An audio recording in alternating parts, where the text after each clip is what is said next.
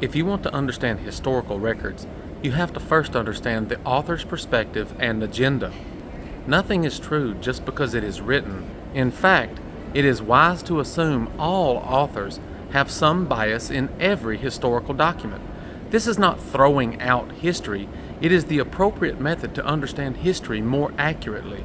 People always have a reason to write, and it usually is not to document the truth, the whole truth, and nothing but the truth. In the case of Christianity, we know that Christianity was the Roman state religion since the 4th century, and all Roman records, both religious and secular, were filtered through the Christian Roman lens. This means we should expect Roman history to be biased in favor of the Christian agenda.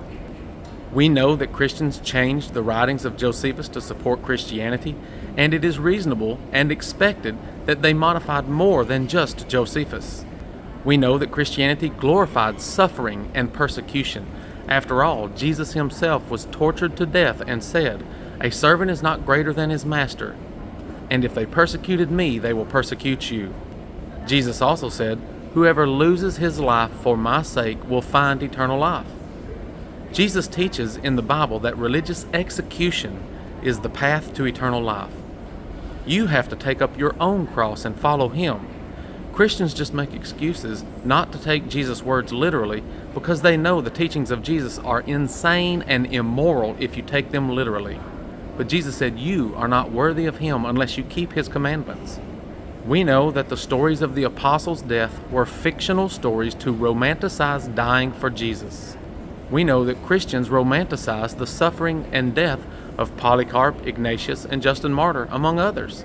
One of the main lessons of Christianity is that you need to be willing to die for Jesus since he died for you. Death is a most glorious end in death cults, and they promise unimaginable rewards if you die for your faith.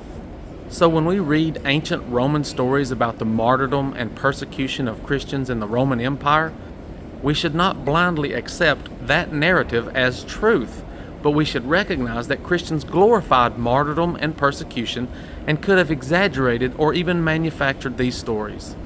It is completely illogical to think the Romans were trying to eradicate Christianity when Irenaeus admits in the 2nd century that the headquarters for Christianity was always in Rome.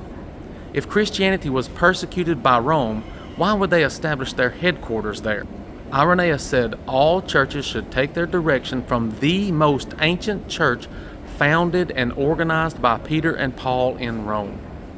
We do have documents that claim Christians were persecuted, but we know they were claims from Roman Christians who glorified persecution and dying for faith.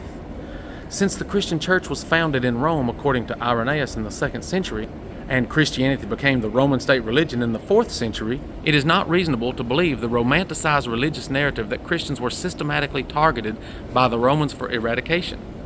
It is far more reasonable that the persecution trope was just a myth to support their religious agenda.